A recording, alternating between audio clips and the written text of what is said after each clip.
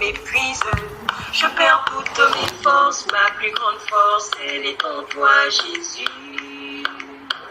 Mon espérance, elle est en toi, Jésus. Alléluia, Jésus. Fais-moi voir ta gloire, alléluia, Jésus. Fais-moi voir ta gloire, alléluia, Jésus. Fais-moi voir ta gloire, alléluia, Jésus. Fais-moi voir ta gloire. Si je suis en vie, ce n'est que par ta grâce. Je ne suis pas toute seule, comme tous ceux qui vivent sans espérance, qui ne te connaissent pas. Moi, ma seule force, elle est en toi, Jésus. Mon espérance, elle est en toi, Jésus. Alléluia, Jésus. Fais-moi voir ta gloire, alléluia, Jésus. Fais-moi voir ta gloire, alléluia, Jésus. Fais-moi voir ta gloire, alléluia, Jésus. Fais-moi voir ta gloire. Quand je pense à ma détresse et ma misère, à l'absinthe et au poison, je me souviens que les bontés de l'Éternel ne sont pas épuisées. Elles se renouvellent chaque matin. Oh, que ta fidélité est grande. Alléluia, Jésus. Fais-moi voir ta gloire, alléluia, Jésus. Fais-moi voir ta gloire, alléluia, Jésus. Fais-moi voir ta gloire, alléluia, Jésus. Fais-moi voir ta gloire, Jésus. Fais-moi voir ta gloire, Jésus. Fais-moi voir ta gloire, Jésus. Fais-moi voir ta gloire, Jésus. Fais-moi voir ta gloire, Jésus. Fais-moi voir ta gloire. Je peux venir causer avec vous? D'accord. Merci pour l'invitation déjà. Vous passez du bon temps. Profiter du beau soleil. Vous profitez du soleil. Ah. Qui a créé le soleil? Hein? Pardon? J'ai dit vous profitez du soleil. Oui, c'est ça, je profite du soleil. C'est rare. C'est rare. Après l'hiver. Après l'hiver. Et Bonjour. bonjour. Justement, cette rareté, comment est-ce que vous percevez cette rareté, qu'il y a des choses qui arrivent, elles repartent, elles reviennent et elles repartent? Vous trouvez que c'est normal, vous n'avez jamais réfléchi là-dessus? Je pense qu'il vient. Vous pensez? Je pense qu'il... Ah, vous prenez ce qui vient? Oui. D'accord. Donc vous subissez en quelque sorte? Non. Oui, mais parce que si vous prenez les choses telles qu'elles arrivent, donc vous dites demain ça sera l'hiver, bon, je prends aussi l'hiver, après ça sera quoi? Je prends seulement, donc vous êtes un accumulateur tout simplement, vous accumulez, vous recevez. Non, j'accumule pas. Vous recevez seulement les choses. Ça me traverse. Ça vous traverse. J'en profite. Vous profitez. Je pense que c'est le cadeau de la vie. C'est le cadeau de la vie. Ah, qu'est-ce que la vie? Ah, ben ça... pour moi, c'est ce qu'on peut vivre là, au présent. C'est ce qu'on peut vivre au présent. Si. Mais là, vous avez encore utilisé le verbe vivre. Hein? Oui, bien sûr, parce que c'est ce que je fais là. Donc là, je suis vivant. Je suis vivant, j'en ai conscience. Et la conscience de vivre au présent me fait du bien. Donc, la vie, c'est la conscience. Je dis, je ne subis pas, ouais. Je me laisse traverser. Je reçois ce qui m'est donné. D'accord. Et je l'accueille avec bonheur. Donc, la vie, c'est se laisser traverser, si je peux dire ainsi, ou bien...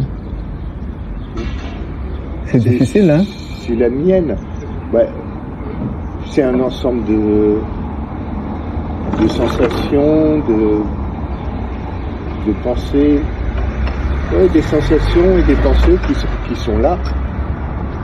Il faut faire attention quand même, parce que si les pensées sont trop fortes, elles nous accaparent. Et elles nous donnent dans quelque chose elles nous emmènent pour moi dans quelque chose qui n'est plus la vie. On peut avoir des craintes, par exemple, ou des inquiétudes sur l'avenir, des regrets pour le passé. Tout ça, pour moi, c'est pas la vie qui est là. C'est pas la vie. Ça fait partie de la vie. Ça fait partie de la vie. Mais ça lui donne une tonalité qui n'est pas forcément utile. Si on peut être vraiment présent à ce qu'on vit, ce qu'on reçoit, vous dites bonjour, voilà, on fait connaissance, on parle, on est là tous les deux. Je fais attention à vous, vous faites attention à moi, c'est la vie. Si je regrette ce que j'ai vécu enfant, si j'ai peur de la vieillesse, je suis dans ma tête au lieu d'être là.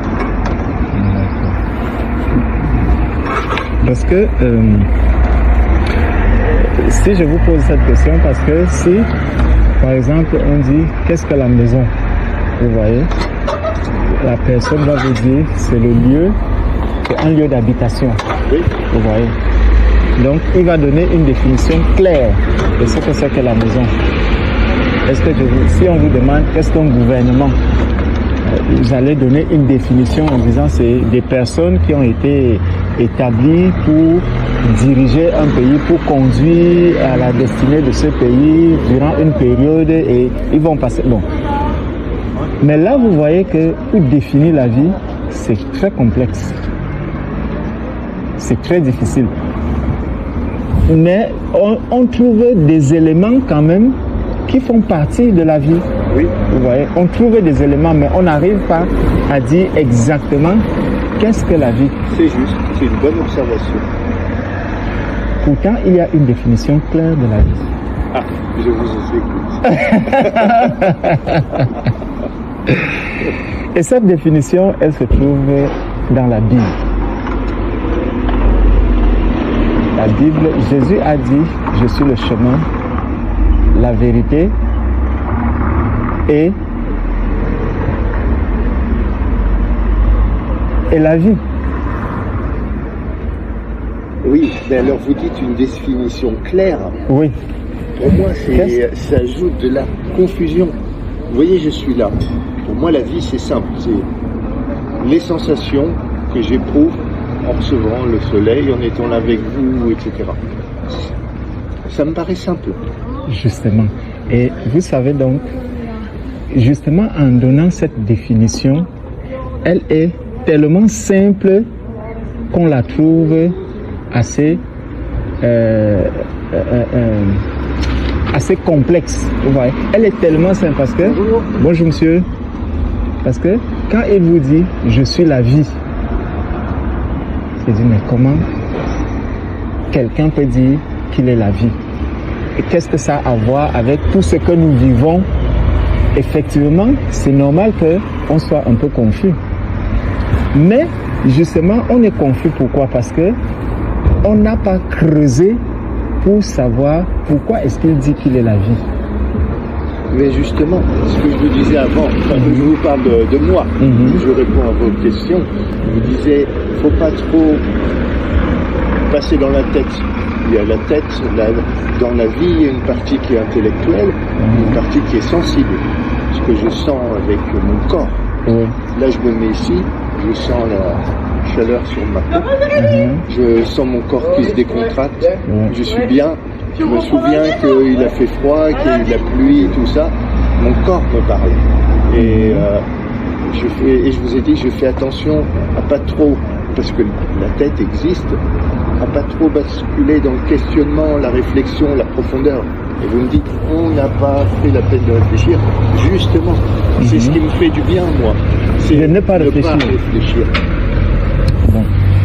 Est-ce que vous réfléchissez pour vos enfants? Vous avez des enfants? Oui. Vous réfléchissez pour eux? Non, justement, pas du tout. Vous ne réfléchissez, vous n'avez jamais réfléchi sur la vie de vos enfants? Qu'ils avaient besoin de moi, j'ai pris soin beaucoup d'eux et effectivement, il est nécessaire parfois de réfléchir. Maintenant, ils sont grands. Vous ne réfléchissez plus pour eux? Plus du tout. Ouais. Tu accueilles ce qui vient d'eux. Je vous donne un exemple. On met les enfants. Vous avez des enfants, vous? Oui, 4. C'est bien, une belle famille. Et je suppose qu'ils vont à l'école. Oui. Les premières fois, on les envoie à l'école, ils ont été dans la maison avec nous, et on savait toujours où ils étaient, toujours ce qu'ils faisaient. Et les premiers moments, quand on les envoie, surtout le premier enfant à l'école, ça fait très drôle, parce que d'un seul coup, il va vivre sa vie séparé de nous. Et ça peut engendrer une inquiétude. Et il y a un apprentissage à se dire, cet enfant-là, c'est moi qui l'ai mis au monde, mais il va vivre sa vie.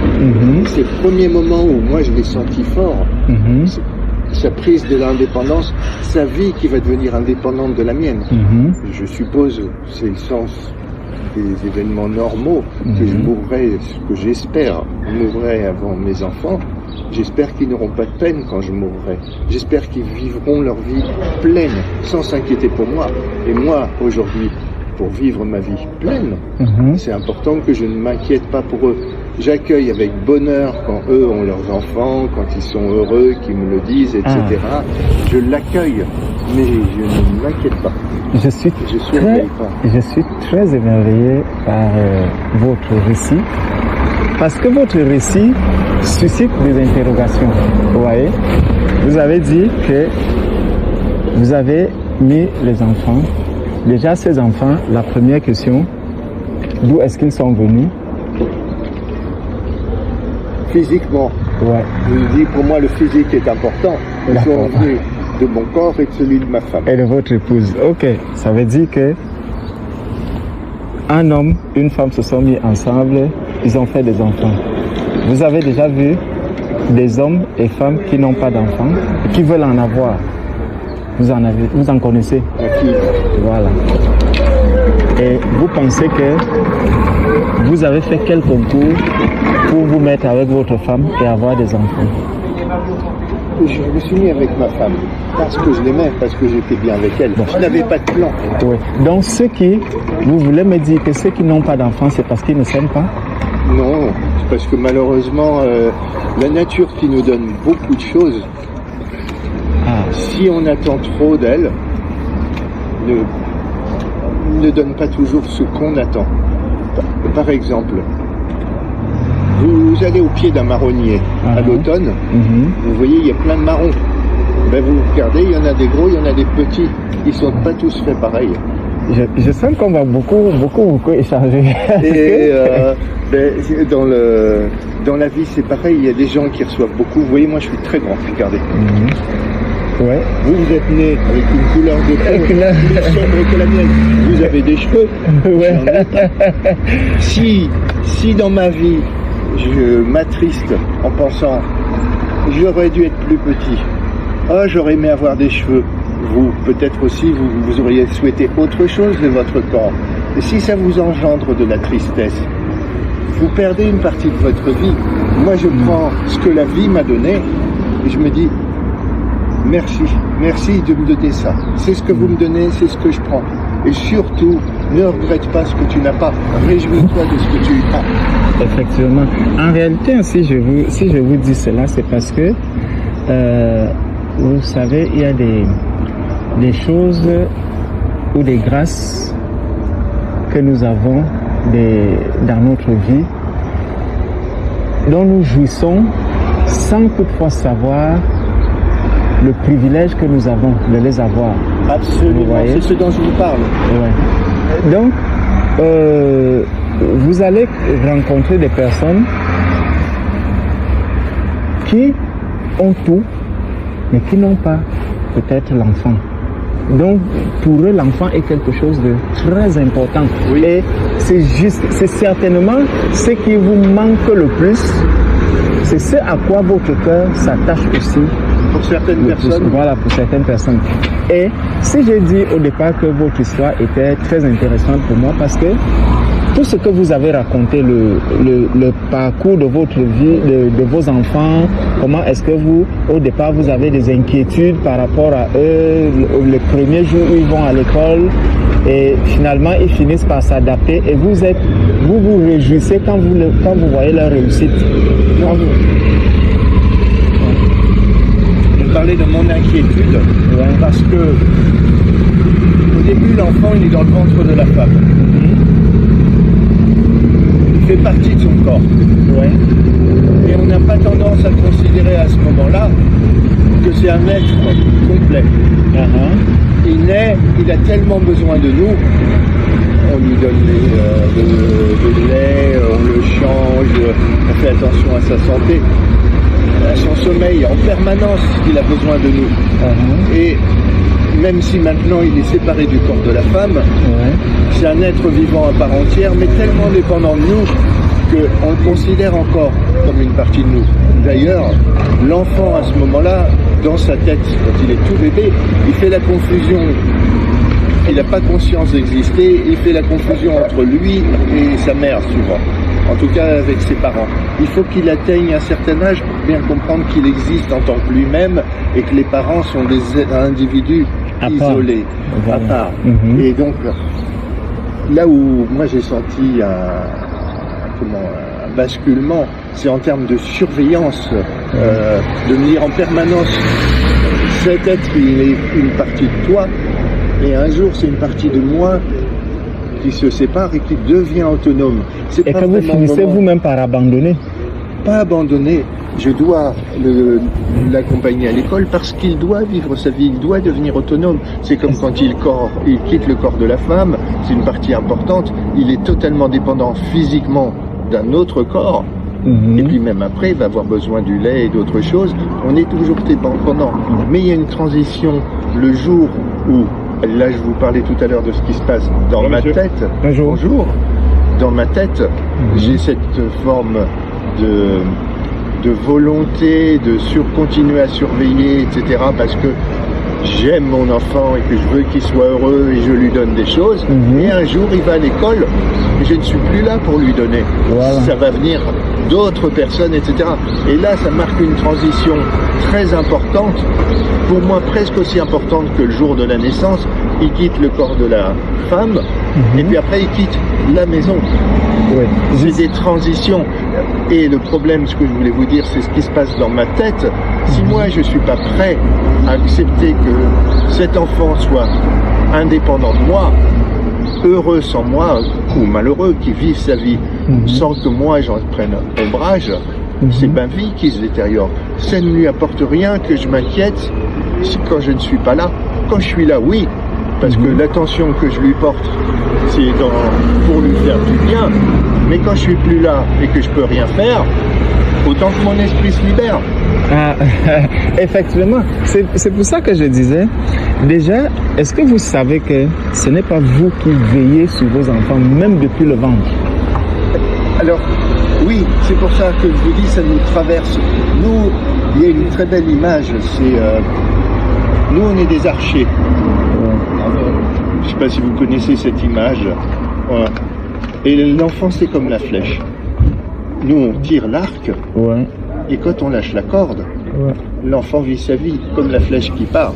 Une fois qu'on a lâché la corde, on ne peut plus rien pour lui. Mais dès le début, la flèche est indépendante de l'arc, même si à un moment, ils sont ensemble. Et une fois qu'on a lâché la flèche, c'est fini. Est-ce qu'elle ira dans le centre de la cible ou pas? On a fait notre travail, on a visé, on a tendu. C'est terminé. D'accord. Une fois que la flèche est partie, on ne peut plus rien. Non, ça c'est l'enfant. Est-ce que vous pensez que vous veillez sur vous-même? Sur moi-même? Oui. Ah oui. Vous veillez sur vous? Oui. Vous pensez que tous ceux qui sont dans les hôpitaux, ils sont dans les hôpitaux parce qu'ils ne veillent pas sur eux, ou tous ceux qui... Alors, on vit en société et on interagit.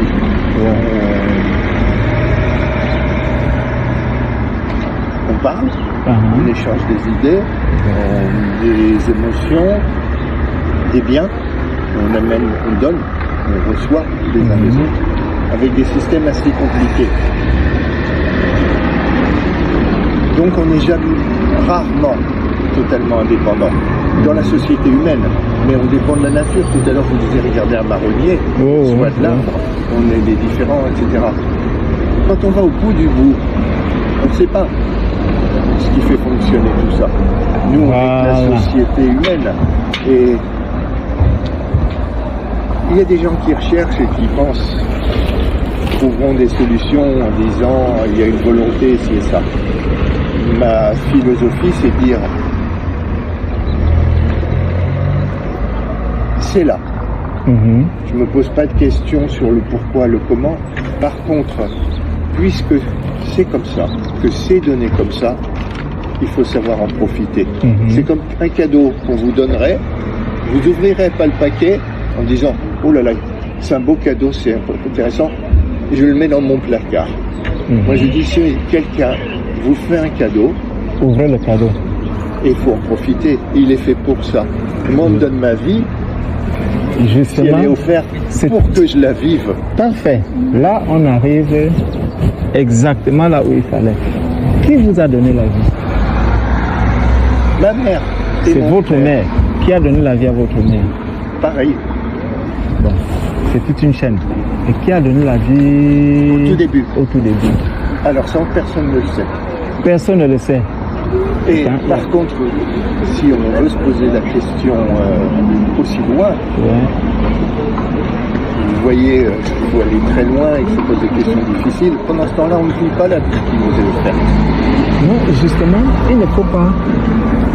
Tout à l'heure, vous avez dit qu'on vous offre un cadeau, il faut ouvrir le paquet. Ça peut être un colis suspect. Vous devez savoir qui vient le colis. Moi, je vous dis. Vous êtes prêt à offrir tous les colis suspects qu'on trouve dans les gares? Vous êtes prêt? Là, je suis prêt à recevoir. Non. Je suis prêt à vous écouter. Oui, mais je parle des colis suspects qui sont dans les rues. Oui, non, mais je vous ai parlé tout à l'heure de cette évidence du cadeau. Il y a un cadeau de la vie qui est donné à la naissance. On le reçoit, on en a l'habitude. Ça vient tous les jours, à chaque seconde. Et vous voyez, ne pas le perdre, ce cadeau. Je vous ai dit dès le début, il ne faut pas trop être avec sa tête. Oui. Justement, le problème, n'est-ce pas? Quand vous regardez, supposons aujourd'hui, vous offrez un café à quelqu'un. Vous en voulez? Non, merci. Merci, c'est gentil. Vous offrez un café à quelqu'un.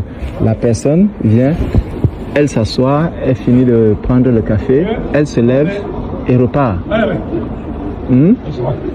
Quel sera votre... Qu'est-ce que vous allez penser? Rien. La personne ne vous a pas dit merci. Si je lui ai donné, c'est pour elle, c'est pas pour moi. J'en attends rien. Si je donne, je donne. Voilà. Ça veut donc dire que, en réalité, quand quelqu'un donne, vous voyez, il y a deux attitudes. Soit la personne dit, je donne et puis le reste, c'est pour toi. C'est pour toi, je n'ai rien à faire de ce qu'il... S'il me dit merci, tant mieux. S'il ne me dit pas merci, tant pis. Et un autre va s'asseoir et il dira, ah, vraiment, merci monsieur pour ce café, j'en avais besoin. Et vous m'avez fait beaucoup de bien en m'offrant ce café. Les deux personnes, quelle est celle qui vous donnera la joie? Moi, je pense que celui qui donne, sans rien attendre en retour, donne beaucoup plus. Non, je ne dis pas, effectivement, généralement quand on donne, parce que pour vraiment savoir que vous avez donné, c'est en ne s'attendant à rien en retour. Là, vous avez vraiment donné. Parce que si vous donnez... C'est un échange. Voilà, ça devient un échange. Mais ma question, c'était par rapport à vous. Lequel vous allez apprécier? Celui qui vous a dit merci ou celui qui ne vous a rien dit? Moi, Parlez franchement. Oui. Dites-moi ce que je ressens. Voilà, ce que vous ressentez. Je suis avec quelqu'un, il boit son café, il le savoure. Quelqu'un que vous ne connaissez même pas? Même pas. Voilà. Il peut en apprécier la saveur. Si c'est pas un café, si c'est quelqu'un qui a faim, ça peut lui faire du bien. Et ce qui est important pour moi, c'est que la personne reçoive le maximum pour elle-même, pas pour jouissance. moi. Alors de jouissance si c'est du plaisir, si c'est le goût du café, si c'est quelqu'un qui a faim et que c'est quelque chose qui se mange, qu'il soit rassasié, etc. Je vais vous donner un exemple pour aller un peu plus loin. La personne serait là avec le café et on est là tous les deux sans rien dire. On goûte le soleil, on regarde ce qui va, les gens qui vont, qui viennent, on est prêt à recevoir ce qui est là et on ne se parle pas. Mais tous les deux, on a le sentiment que la vie qui nous est offerte, les voitures qui passent, la qualité de l'air, etc. Jusque-là, on ne sait pas qui nous a offert cette vie. Continuons. Oui, mais... Et on ne dit absolument rien. On se sent bien, on a un petit sourire et on a l'impression, sans qu'il soit besoin d'échanger, d'être en harmonie l'un avec l'autre parce que ce qui vient de l'extérieur, ce qui vient sur la table est partagé. Pour moi, c'est parfait. Et imaginons que la personne dise « Ah, qu'est-ce qu'on est bien !» Elle détruit quelque chose en disant ça. Donc pour moi, je me le dis franchement. Pourquoi ? Parce que si on est bien de là, il n'y a pas besoin de le dire. Quand on dit on est bien, ça veut dire moi, je m'adresse à toi pour te dire qui je suis, pour vouloir échanger avec toi. On n'est plus dans recevoir, etc. On est échangé l'un avec l'autre. Depuis qu'on parle, je suis avec vous, je vous écoute, je m'exprime. Vous avez vu, avant que vous arriviez, j'étais là dans le bien-être. Quand vous me dites que je peux vous mettre avec vous, moi ce qui me ferait plaisir, c'est que vous soyez avec moi et que vous disiez qu'est-ce qu'on est bien. Non pas que vous le disiez, que vous le ressentiez. Et ça, je peux vous dire que bon, moi le plaisir vraiment que je trouve, c'est de pouvoir échanger avec quelqu'un et surtout sur effectivement sur ce qu'est notre quotidien, sur ce qu'est la vie. Oui, c'est très important. Parce que si je vous prends tous ces exemples-là, c'est parce que au jour d'aujourd'hui, vous voyez, quand vous êtes un parent et vous êtes d'accord avec moi que la société aujourd'hui s'est tellement dégradée au point où les uns et les autres ne savent même plus effectivement, et plusieurs subissent la vie, ils se disent bon, il n'y a rien à faire, avançons seulement, les choses ne peuvent pas se faire d'elles-mêmes. C'est parce que en fait l'homme a quitté le plan qui était le sien, le projet qui était le sien, et c'est pour ça que nous devons connaître réellement qui nous donne la vie.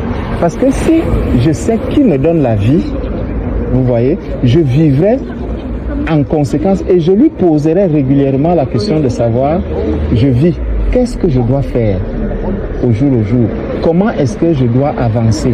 Parce qu'il a un programme, parce qu'il a un plan, vous voyez.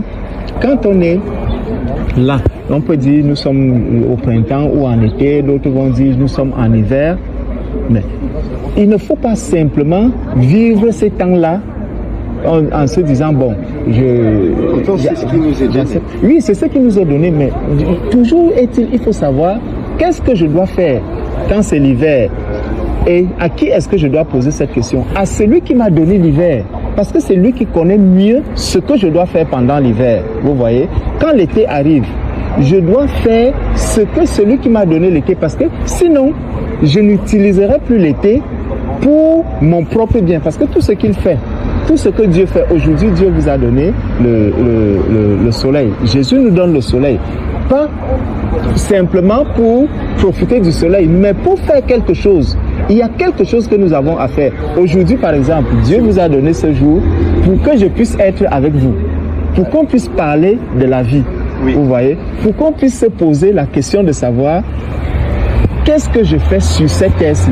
Je suis né d'une mère, d'un père, j'ai grandi, aujourd'hui peut-être mes parents sont partis, ils sont morts, Et pourtant, c'est des gens qui m'aimaient vraiment. Ils avaient beaucoup d'amour pour moi. Mais le fait qu'ils m'aient quitté de cette manière, est-ce que ça ne doit pas m'amener à m'interroger que moi aussi, je ne suis que de passage sur la terre. Mais pourquoi est-ce que je suis venu sur la terre? Est-ce que c'est pour acheter des maisons? Est-ce que c'est pour m'acheter des grosses voitures? Quand j'aurai fini de faire cela, un jour, je quitte la terre, je laisse les maisons, j'aurais en quelque sorte travaillé en vain. Je prends par exemple le cas du président Mitterrand. Il a travaillé longtemps et puis à un moment, il est parti. Charles de Gaulle, ils ont travaillé dans ce pays, on a leur histoire, on a leur historique, mais ils sont partis, ça fait des années. Vous voyez, le temps qu'ils passent, par exemple, dans la tombe, ce temps est plus long que le temps qu'ils auraient passé sur la terre. Alors, où est-ce que je dois préparer? Qu'est-ce que je dois préparer? Est-ce que c'est le temps que je suis sur la terre ou alors le temps que je vais passer dans la tombe? Plusieurs personnes vont vous dire, oh, après la vie, bon, moi, après la terre, moi, je ne sais plus ce qui va se passer. Mais c'est une erreur. Parce que lorsque vous prenez un grain de maïs ou n'importe quelle graine, vous la jetez par terre, elle finit par germer. Donc même l'être humain, la Bible nous dit que l'homme est poussière et il retournera poussière. C'est évident, aujourd'hui, quelqu'un ne peut pas contredire cela. Vous prenez un être humain, même un membre qui s'est coupé, vous le jetez là. À un moment donné, les asticots vont manger et après ça reviendra à la terre. Donc ça prouve vraiment que l'homme n'est que poussière. Ce que nous avons là, ce n'est que de la terre. Ça retournera forcément à la terre. Mais lorsque ça retourne à la terre, l'autre partie de moi, c'est pour ça que je disais que l'échange que j'ai avec vous est très intéressant. Parce qu'en vous, il y a un autre être au-dedans de vous, mais que vous supposez ne pas connaître. Vous dites, bon, non. Pas que vous supposez ne pas connaître. Vous êtes conscient qu'il y a il y a une autre partie de vous parce que vous avez dit cette personne qui va ressentir. Et pour être plus réaliste par rapport à ça, c'est le fait que l'être humain a une âme. Une âme, c'est par cette âme-là que vous allez ressentir, par exemple, l'amour pour quelqu'un, que vous allez avoir de la compassion pour une personne. Ça, c'est les sentiments qui viennent de votre âme. Parce que la chair, si c'est pas ça qui ressent, c'est l'âme-là qui va ressentir. Et maintenant, donc, quand vous allez mourir, que deviendra votre âme? Ce qui est sûr et certain, votre âme ne meurt pas comme ça. Votre âme ne retournera pas à la terre. Non, votre âme ira quelque part. Et la question qu'il faut se poser, c'est mon âme, où est-ce qu'elle ira? Jésus nous donne la solution. Il dit, je suis le chemin, je suis la vérité et la vie. Nul ne vient au Père s'il ne passe par moi. Ça veut dire qu'il y a quelqu'un qui est prêt à sauver votre âme. Parce que l'âme de tout être humain passera en jugement. L'âme de l'être humain, cette âme qui peut savoir qui peut aimer, l'âme qui peut pousser un autre être humain peut-être à faire le mal, qui peut pousser l'autre. Cette âme-là, elle va être jugée. Elle va certainement être jugée, tôt ou tard, tel qu'on vous juge dans le monde. Si quelqu'un a commis un acte, si quelqu'un a volé, il a commis un crime, il passe devant les juges. Les juges le jugent. C'est sur cette terre. C'est l'image en fait de ce qui va se passer après que nous aurons quitté la terre. Lorsque nous aurons quitté la terre, il y a un jugement. Parce que là, c'est le corps si qu'on juge, que le juge physique va juger. Il juge le corps physique parce que c'est ce corps physique qui a commis l'acte qui a été posé. Mais l'âme aussi commet des actes. Il a été jugé par les hommes. Il y a aussi quelqu'un qui va juger cette âme. Et le juge de nos âmes, c'est lui qui vient donc et qui te dit, mon fils, sors du chemin sur lequel tu te trouves et rejoins-moi. Parce que j'ai mis devant toi deux voies, la voie de la vie et la voie de la mort. Quand il dit la voie de la mort, ce n'est pas la mort physique, parce que tu peux mourir physiquement, mais ton âme, voilà, ton âme peut continuer à vivre. Et déjà, l'âme de celui qui aura cru en Jésus-Christ véritablement vivra. Ce n'est pas que l'âme de celui qui sera dans une religion, que ce soit l'église catholique, que ce soit l'église protestante, que ce soit l'église musulmane, que ce soit l'église apostolique, tous ces trucs-là, ce n'est pas ça qui sauve l'âme. C'est Jésus lui seul qui sauve l'âme. Et il faut le chercher, lui. C'est pour ça que quand parfois je vais échanger avec quelqu'un, il va me dire non, moi je suis déjà catholique. Le catholicisme ne sauve personne. L'islam ne sauve personne. L'évangéliste, les témoins de Jéhovah ne sauvent personne. Toutes ces dénominations et religions, elles ne sauvent personne. Jésus seul sauve l'humanité. Quand Jésus est venu sur la terre, c'est parce que l'être humain s'était éloigné de lui. Et ça rejoint encore l'histoire que vous avez racontée. Vous avez un parent. Dieu a créé l'être humain parce que c'est dommage aujourd'hui que l'être humain, quand on lui pose la question de savoir d'où est-ce qu'il vient, j'ai causé avec quelqu'un là tout à l'heure et il me dit non, on descend des animaux, on descend du singe. Je lui ai donc posé la question de savoir pourquoi depuis qu'on a dit cela, les gens ne se sont jamais réunis, les scientifiques ne se sont jamais mis ensemble pour reformer l'être humain à partir de deux singes. C'est impossible. Ça veut dire que l'homme n'est pas venu de l'animal, l'homme n'est pas venu du singe. Et justement, quand vous prenez l'être humain, vous le remettez dans la terre, il se retrouve dans son milieu. Et c'est pour ça que, déjà, vous voyez, l'être humain, s'il vit le plus à l'aise, tout ce que l'homme tire de bon, ça vient de la terre. Il est en harmonie avec la terre, parce que c'est la terre aussi qui lui donne ce qui va le réjouir lui-même, l'être humain. Et donc, nous, ce que nous avons à faire, c'est de nous poser simplement la question, comment est-ce que je peux faire pour être en paix avec celui qui m'a créé, pour que mon âme soit en paix. Physiquement, je peux être en paix, je peux avoir tous les biens, mais à un moment donné, je m'assois comme ça, je regarde tous ces biens-là ne me servent à rien. Le jour que quelqu'un va se retrouver, les gens qui sont malades dans des hôpitaux, il y a plein qui sont bougrement riches. Ils ont des milliards, ils font tout ce qu'ils veulent, mais seulement la santé, ils n'en ont pas.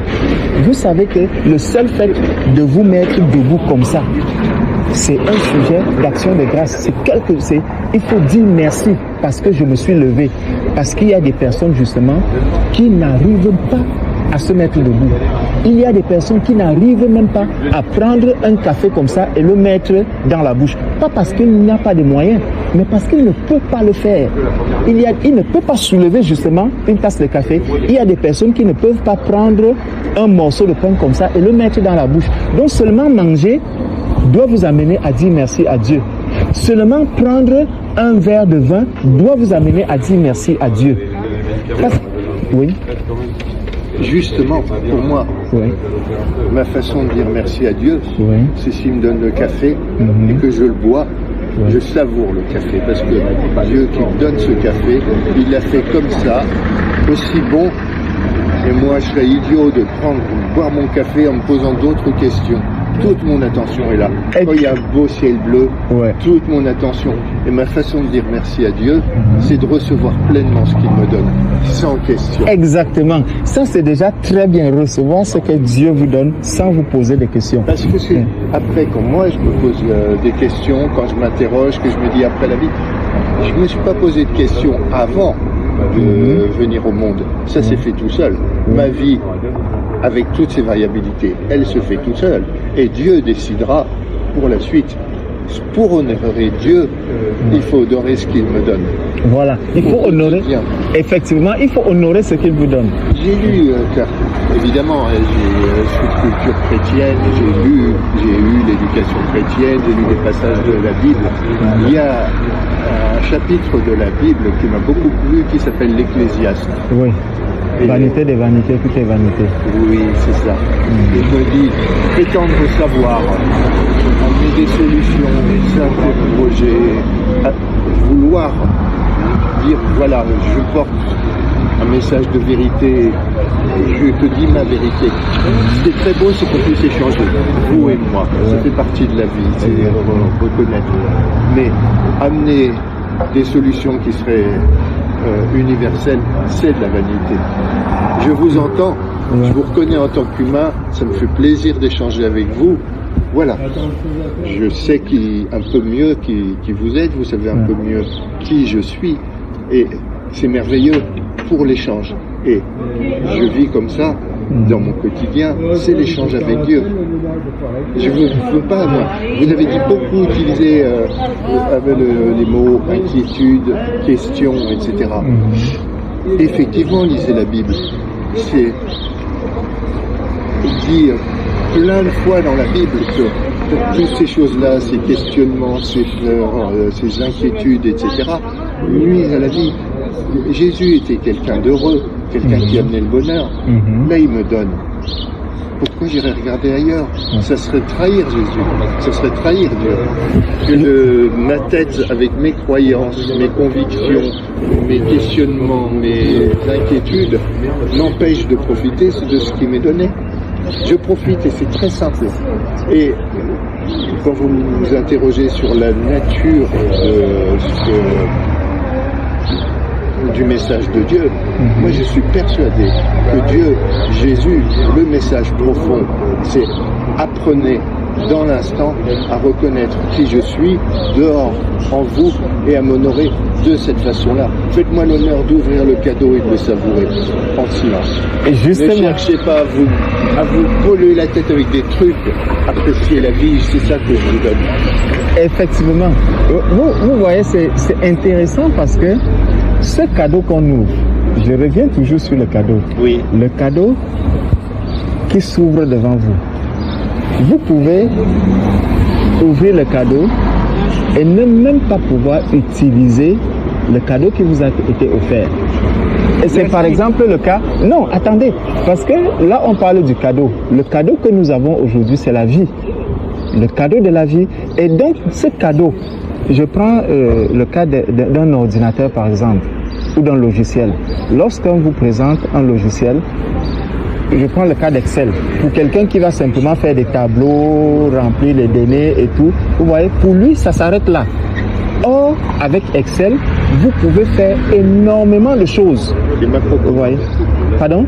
Des programmes. Voilà, exactement. Vous pouvez élaborer des programmes seulement à partir de Excel. Vous voyez un peu.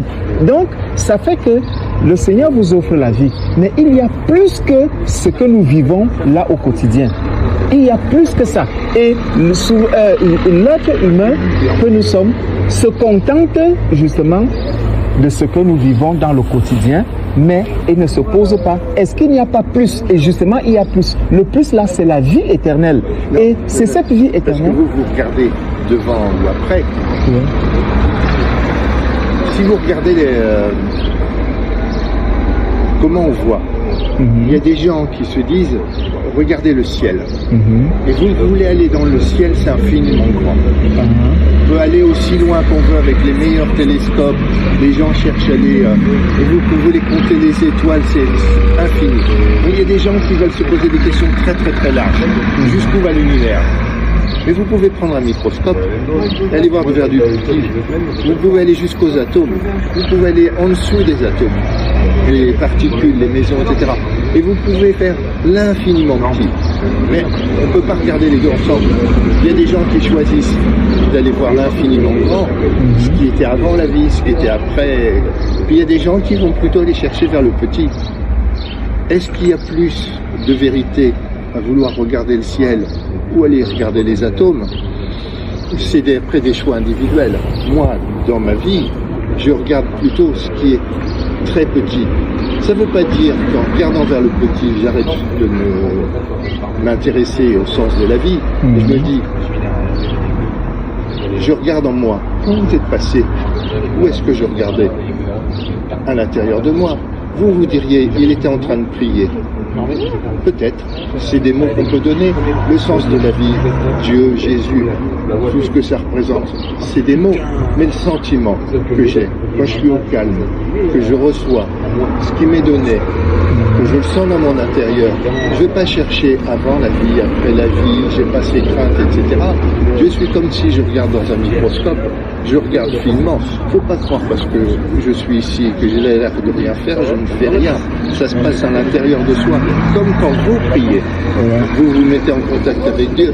Mais si quelqu'un vient et vous dit, ben là tu es en train de prier, est-ce que je peux parler avec toi? Vous pouvez l'accueillir. Mais s'il commence à vous poser des questions sur avant la vie, après la vie, etc., vous ne priez plus. Non, je vais simplement, justement, trouver des réponses par rapport à cela. Ce qu'il ne faut pas,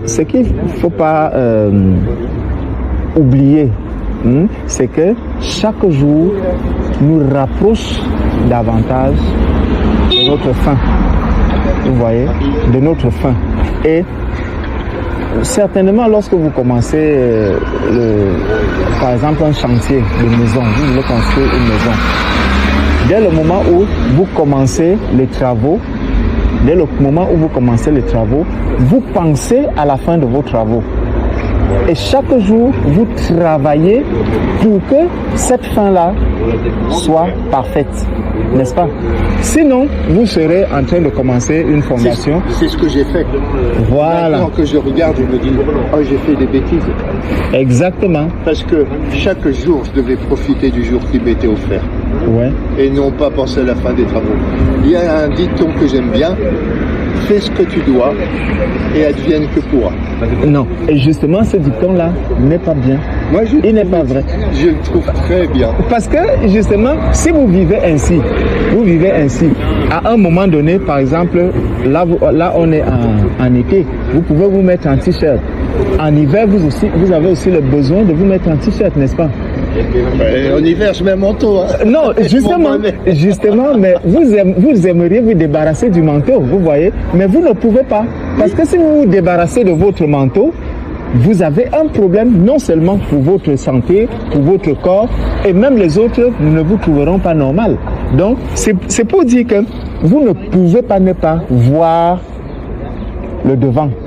Il y a toujours le devant, il faut toujours, même quand vous conduisez, vous n'allez pas rester les yeux en bas. Vous allez renverser, vous allez faire des accidents à tous les mètres. Vous voyez? Donc vous êtes obligé de regarder devant. C'est devant qui vous dit que, en voyant, si vous avez une bonne visibilité devant, alors vous pouvez avancer normalement. Vous pouvez éviter peut-être les embouteillages. Quand vous regardez devant, vous pourrez éviter les accidents, éviter des personnes, C'est exactement ce que la vie nous montre. Si je sais là où je suis en train d'aller, je marcherai en conséquence. Je permettrai justement à mon âme d'éviter certaines erreurs, d'éviter de faire certaines erreurs. Parce que tôt ou tard, je vais faire face à ce qui m'attend devant. Mais il faut que je puisse le préparer. Et vous n'avez rien à perdre pour cela. Vous n'avez absolument... Si, on a énormément à perdre, c'est de ne plus être là. Là. C'est de ne plus. On en est libre. Moi, je suis assis là, mais je sais là où je vais. Oui, mais moi, j'étais assis là, seul, en train de profiter du présent. J'ai le plaisir de parler avec vous. Mais tant mieux. Gloire à Dieu. Si on emploie le mot prier pour dire ce que j'étais en train de faire, c'est le plus proche dans la religion catholique. C'est-à-dire, je me mets en contact avec la vie qui est donnée, je la savoure, je la prie, je la savoure, je remercie, je l'apprécie. Et maintenant qu'on parle, on est dans le domaine des idées, je suis plus dans ce domaine-là du bien-être. Il y a, je vous disais, ces deux approches, une qui serait de voir la vie de façon très grande et l'autre qui est de regarder petite. Vous avez raison, on ne peut pas être tout le temps dans ce petit parce que on manque d'anticipation, on manque de vision. Dans la réalité, un homme peut regarder les étoiles et ça ne l'empêche pas de regarder dans un microscope ou regarder à la loupe. Il y a des moments où il faut faire l'un et des moments où il faut faire l'autre. Je me méfie parce que vous parlez de l'évolution, tout à l'heure vous disiez la société se détériore, etc. Parce que les gens, ils veulent des possessions, vous parlez de richesse matérielle, etc. Mais la recherche spirituelle, elle va beaucoup dans l'intérieur de soi, dans l'intériorité. C'est pour ça que je vous citais l'Ecclésiaste. Il n'y a pas une solution unique en regardant ce qui va se passer après la mort en voulant en anticiper. Si on oublie de regarder à l'intérieur de soi, on pense à l'avenir, on ne pense pas au présent. Il faut savoir à certains moments être avec soi, à d'autres avec les autres. Il ne faut jamais perdre l'intériorité. On passe de l'un à l'autre. J'étais là, vous êtes ici. Et ça serait une erreur de penser qu'il n'y a qu'une solution. Non. Donc, et nous, visiblement, vous me parlez beaucoup de ce qui est après la mort, vous parlez beaucoup de questionnements. Les questions sont justes. Et je vous dis que je suis plus âgé que vous. Je me suis posé ces questions beaucoup plus jeune, aussi dès mon enfance. J'ai reçu une éducation catholique, etc. Avec l'expérience, les meilleures réponses que j'ai à vos questions très générales, je les ai en regardant non pas là, mais là. Ouais. Bon, justement, elles sont à l'intérieur de vous, les réponses. Je vais revenir sur un point que vous avez évoqué tout à l'heure par rapport au monde qui est en train de se détériorer. En fait, c'est une prophétie, c'est un message, comment je peux dire cela pour que ça soit simplement dit. En fait, ça a été prédit. Vous voyez, ça a été prédit que plus nous allons nous rapprocher de la fin, et plus le monde, effectivement, va se détériorer. Donc, il y aura plus de mal que de bien qui se fera sur la terre. On parlait de l'iniquité. L'iniquité le péché va augmenter, vous voyez. Donc, ça, c'est pour parler de façon terre à terre. Le péché va augmenter et plus on s'avance de la fin. Parce que ce monde-ci, peu importe ce que l'on peut croire, ce monde-ci aura une fin. Il prendra fin un jour. Et plus nous allons nous rapprocher de cette fin, plus le mal va augmenter. Pourquoi le mal va augmenter?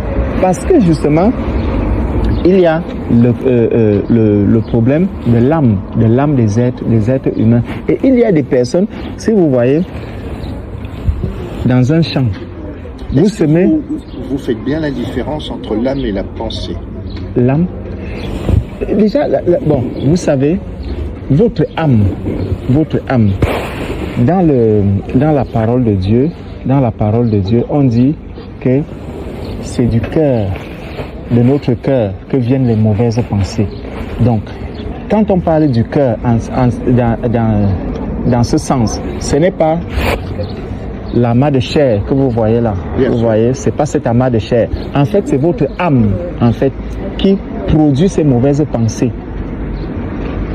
Est-ce que vous comprenez? Vos pensées viennent de votre âme. Elles ne viennent pas d'ailleurs. Elles viennent de l'âme de la personne. Donc, il y a les pensées mauvaises ne sont que le produit de la nourriture qui se trouve dans votre âme. Vous voyez? Et c'est pour ça que quelqu'un qui va se nourrir de la bonne nourriture, quand je parle de la bonne nourriture, c'est la Bible, c'est la parole de Dieu, la parole de vie.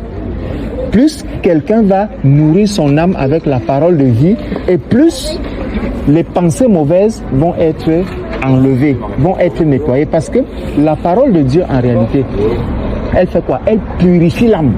La parole de Dieu purifie l'âme. Au fur et à mesure que vous lisez la Bible, je suis sûr que vous avez une Bible chez vous. Oui. Vraiment, je vous conseille de prendre souvent du temps pour lire la parole de Dieu.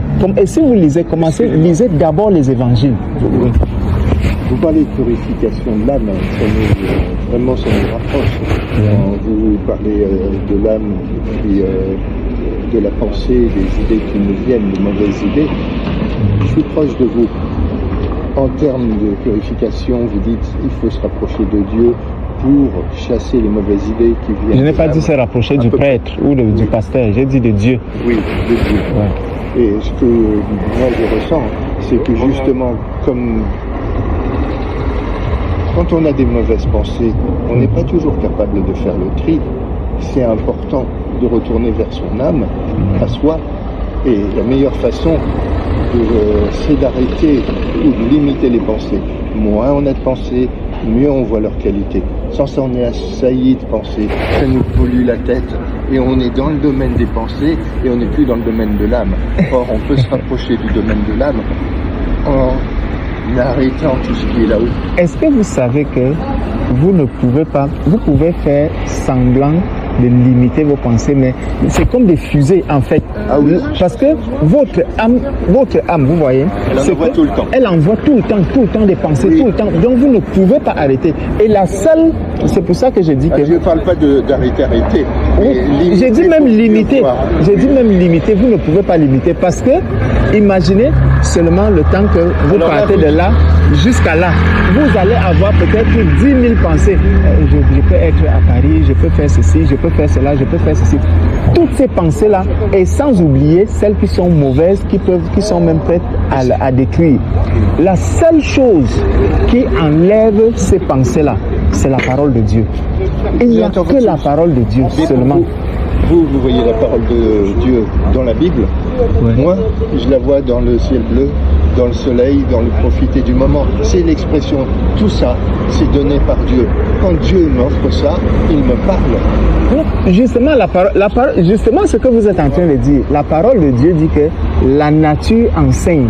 Oui. Vous voyez, la nature enseigne, mais ce n'est pas que la nature qui enseigne. Vous voyez. Cet enseignement-là. Oui. Après, on est libre. On fait chacun notre choix. C'est une phase, c'est comment on peut dire, c'est un canal.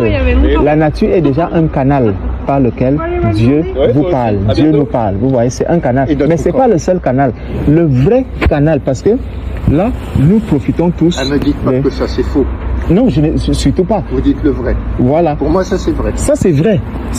Je vous ai dit, c'est dans la Bible parce que le soleil c'est écrit dans la Bible.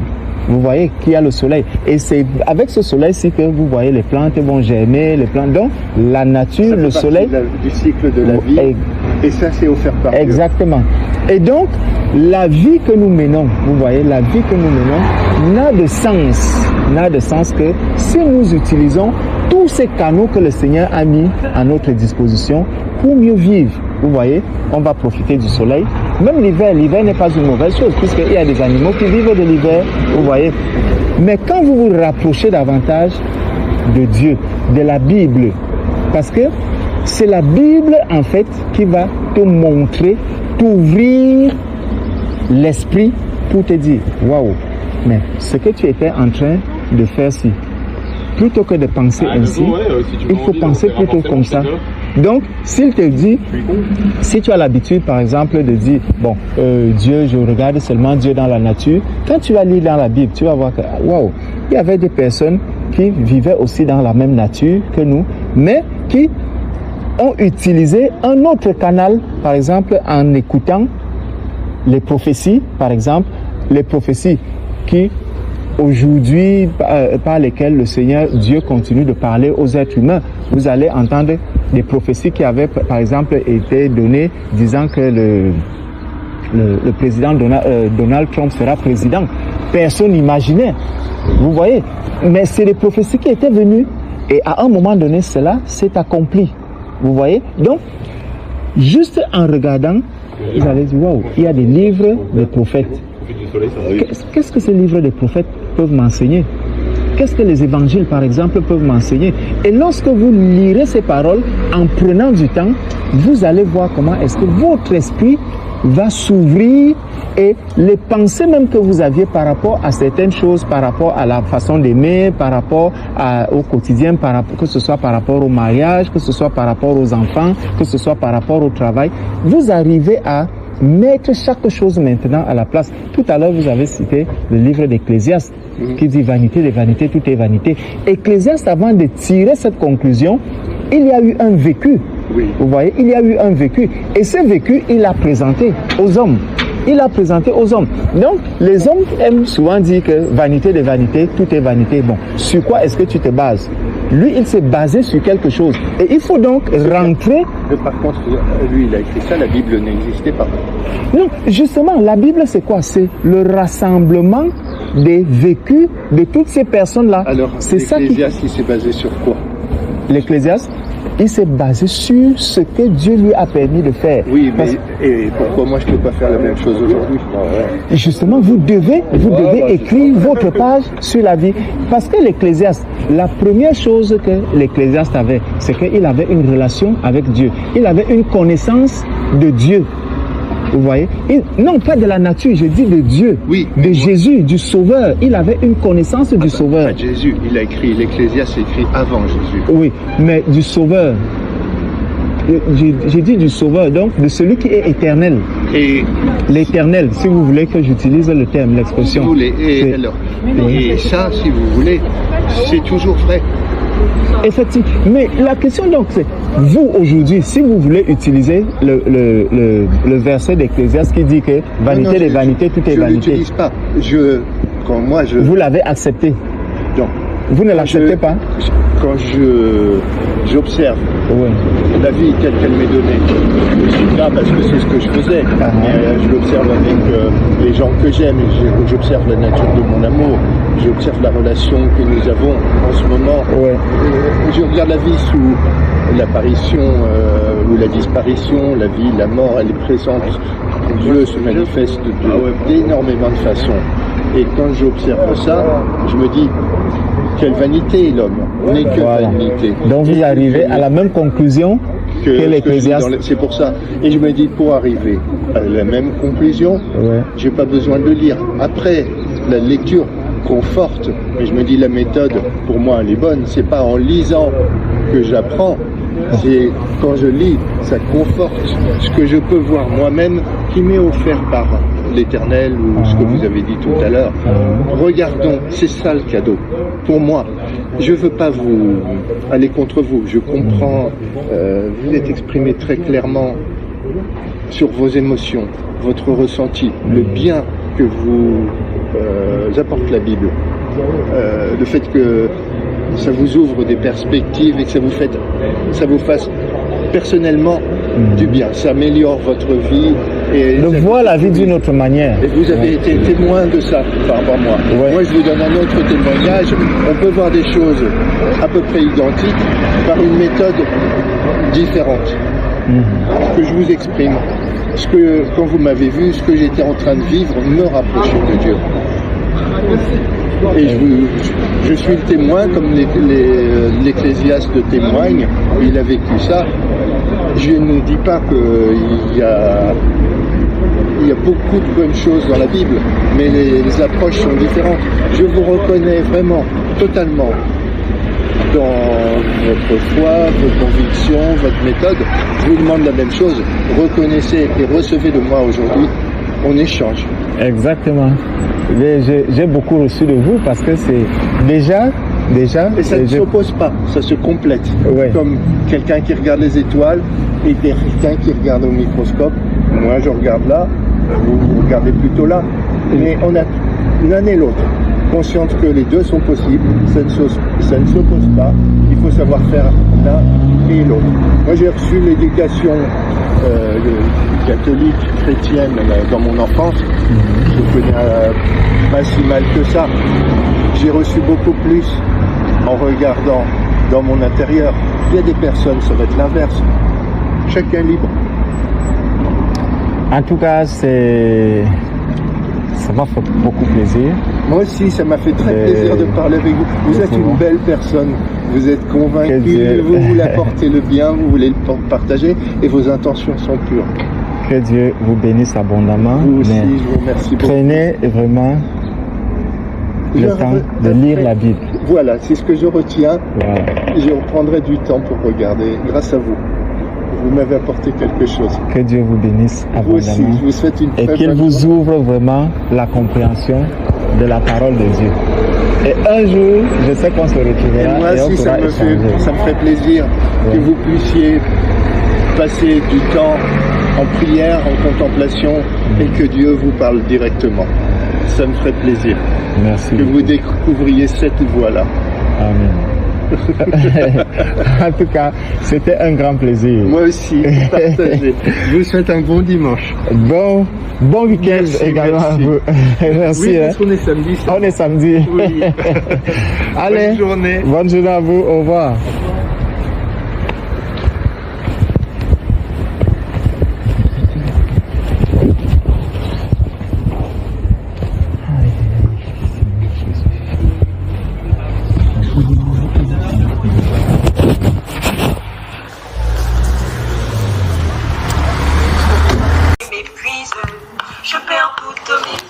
Ma plus grande force, elle est en toi, Jésus. Mon espérance, elle est en toi, Jésus. Alléluia, Jésus. Fais-moi voir ta gloire, Alléluia, Jésus. fais-moi voir ta gloire, alléluia Jésus. Fais-moi voir ta gloire, alléluia Jésus. Fais-moi voir ta gloire, si je suis en vie, ce n'est que par ta grâce. Je ne suis pas toute seule, comme tous ceux qui vivent sans espérance, qui ne te connaissent pas. Moi, ma seule force, elle est en toi, Jésus. Mon espérance, elle est en toi, Jésus. Alléluia, Jésus. Fais-moi voir ta gloire, alléluia, Jésus. Fais-moi voir ta gloire, alléluia, Jésus. Fais-moi voir ta gloire, alléluia, Jésus. Fais-moi voir ta gloire. Quand je pense à ma détresse et ma misère, à l'absinthe et au poison, je me souviens que les bontés de l'Éternel ne sont pas épuisées. Elles se renouvellent chaque matin. Oh, que ta fidélité est grande. Alléluia, Jésus. Fais-moi voir ta gloire, alléluia, Jésus. Fais-moi voir ta gloire, alléluia, Jésus. Fais-moi voir ta gloire, alléluia, Jésus. Fais-moi voir ta gloire, Jésus. Fais-moi voir ta gloire, Jésus. Fais-moi voir ta gloire, Jésus. Fais-moi voir ta gloire, Jésus.